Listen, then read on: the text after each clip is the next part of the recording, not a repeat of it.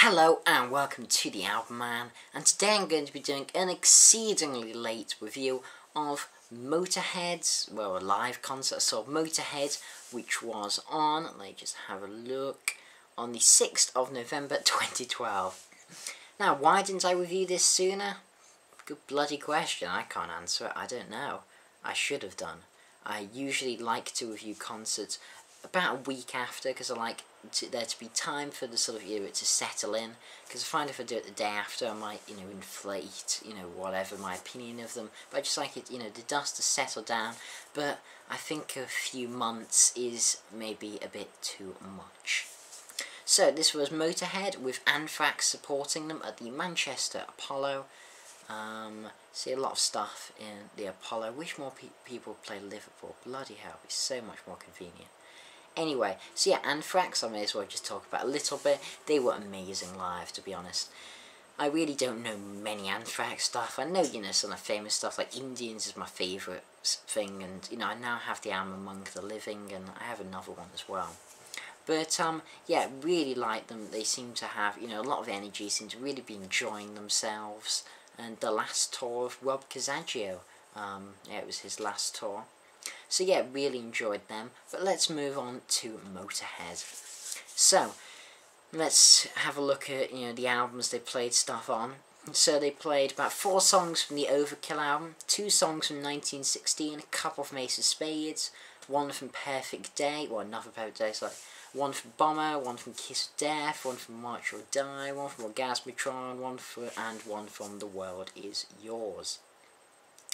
So, they started the concert off with I Know How to Die, probably the best song from The World Is Yours, which I actually do rate as one of their best albums. I absolutely love The World Is Yours. If you haven't checked it out, do.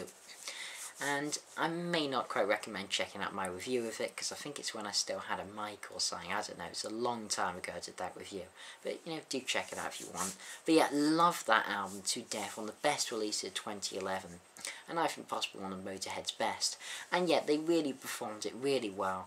And the sound quality for this concert was very good. Everything was clear. You could hear the bass very clearly. Of course, being played like a lead guitar with all the treble turned up, as Lemmy does. You could hear Phil Campbell's guitar, Mickey D's drums especially were fantastic. You could hear everyone, and they made such a sound for just, 3 people. Really, really big, loud sound, just what you want from Motorhead, to be honest. And yeah, I Know How to Die, really great way to start the album. And then they went into Damage Case and Stay Clean and Metropolis. All 3 of those they played in a row from the Overkill album, which was a bit weird. 4 songs from the Overkill album. it's like you'd think you were on the Overkill tour. That did strike me as a little weird, but still, they're really good songs, and I suppose they don't play them massively often. They always play a title track, Overkill, of course, but yeah, they were performed, very well. Good songs, I would say, good choice. And then Over the Top and One Night Stand. So One Night Stand being for the Kiss of Death album, which is really not an album I'm that familiar with, not too familiar with the song, but sound pretty good. And then the other one, oh god, what was it called? One Night Stand, I think, something like that. And yeah, I know, I already talked about that, I'm getting so confused now. Over the Top side, bloody hell, yeah, Over the Top, which of course is from, god, I can't even remember now, my mind is just going to absolute pop. So it's from Bomber, isn't it? It's from Bomber. And that brings me to one of my biggest problems with the concert, which was the lack of the title track on the Bomber album. Where the hell was Bomber? I would count Bomber as one of those songs that if Lemmy likes it or not, he really should play. That, Ace of Spades, certainly, and Overkill, really. I'd say they're the 3 that he should play every concert, and I suppose you could put Killed by Death in there. I'd say especially the 3 of Overkill, Ace of Spades, and Bomber. They should just be the 3 no matter what. Change the set however you want, but those songs stay the same, and they should. But no Bomber. instead Over the Top. And yeah, I like Over the Top. It's a good song, but it's not Bomber. And then there was just an extended guitar solo by Phil Campbell, which of course was, really good. I think Phil Campbell is a fantastic guitarist. He's actually my favourite guitarist from Motorhead. I do prefer him to Fast Eddie Clarke. Yeah, I think he's a really wonderful guitarist.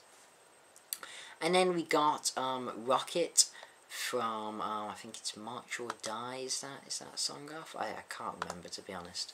But yeah, I got Rocket, which, yeah, I mean, it was good. And then Sacrifice, I don't know why they played this. They seem to either play Sacrifice or Bomber and do it alternate like that. Sacrifice is not that good a song. I think it's probably Motorhead's worst album. Not a big fan of the Sacrifice album. Don't enjoy listening to it, really. I do have it. I got it for like £2 from HMV, but no, don't think it's that good. Don't know why I played it. Though the song after definitely made up for it. The Chase is better than the Catch. One of the most underrated songs, I say, of Motorhead's catalogue from the Ace of Spades album. I'm really pleased to see this live, actually. I really like the song. It's a wonderful, wonderful, really powerful song. And he doesn't seem to play it that much, and it's really not rated that high. I suppose it's overshadowed on that one by the juggernaut of Ace of Spades. But wonderful song, really pleased Lemmy decided to throw that in there. And then we had the One to Sing the Blues with a drum solo. One to Sing the Blues, yeah, it's quite a bluesier song, as the name suggests, from Motorhead. But the drum solo I'm mainly talking about from Mickey D, really good. I have mixed feelings about drum solos. Sometimes I like them, but sometimes I don't. And when I don't, I really don't. I hate it when they get very, when they really don't have much of a pattern. It's more just showing off like a, just a technical show. Like when I went to see Dream Theater, Mike Mangini did a drum solo. Not a big Mike Mangini fan, but I think he's, decent drummer. The drum solo, it just put me to sleep. It was just a show of his technical skill. It's like, hey, look at me, I can do all this technical stuff. It just didn't have like a tune to it. Unlike someone like Mike Portnoy or Neil Peart's drum solos I've seen on YouTube, they have a real tune to it, real passion and vibe to it, and I really like them. And Mickey D's, I was really quite impressed. It was really good, drum solo. Not as good as someone like, Portnoy or Peart, but really, really solid, definitely enjoyable drum solo. Managed to keep your attention, and yeah, definitely enjoyed that. Then we got to You Better Run, and just before the encore, You Better Run, Going to Brazil, Killed by Death, and Ace of Spades. I mean, what a run of songs there. Especially Killed by Death is probably my favourite Motorhead song. Absolutely always love Killed by Death. I think it just has such great lyrics to it, really. Of course, Ace of Spades. I would have thought they maybe might have put that as the encore, but, oh well. Performed it perfectly, and apparently Lemmy used to actually, for a good period of about 10 years, he used to actually sing 8 of Spades, because in the gruff way that he sings, apparently it sounded pretty much the same when he would just sing 8 of Spades, and apparently the audience, not even his other band members, noticed he was singing 8 of Spades for about like 10 years, because he was so sick of Ace of Spades, which I find quite funny.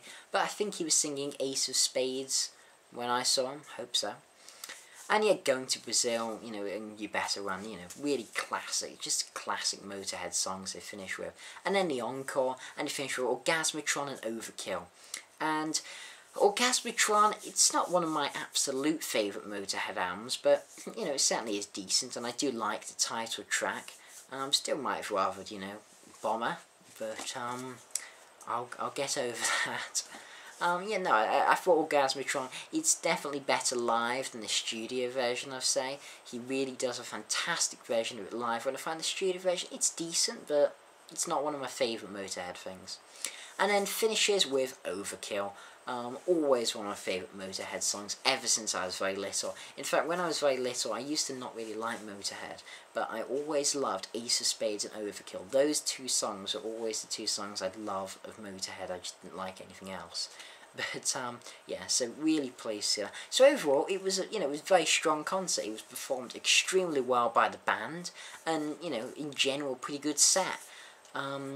I just don't know why they play Sacrifice. It's from Motorhead's dodgy 90s stuff. Please have played a couple of songs from 1916. Very underrated album, probably their most underrated. Loved the 1916 album. And why they didn't play Bomber? A bit annoying. I would love to have seen Bomber. That's one of my favourite Motorhead songs, but oh well. So yeah, overall, definitely, I think Motorhead have still got it, Lemmy really has not lost it. He's been touring pretty much all his life, and really hasn't lost it. And in the studio department, The World Is Yours is one of their best albums, so can't wait to see what they can put out next. I've heard they might be recording a new album, really looking forward to that. And yeah, definitely recommend going and see Motorhead. They've still got it, can still play. This has been the Album Man, thanks for watching, can't wait to subscribe, and as usual, long live rock and roll.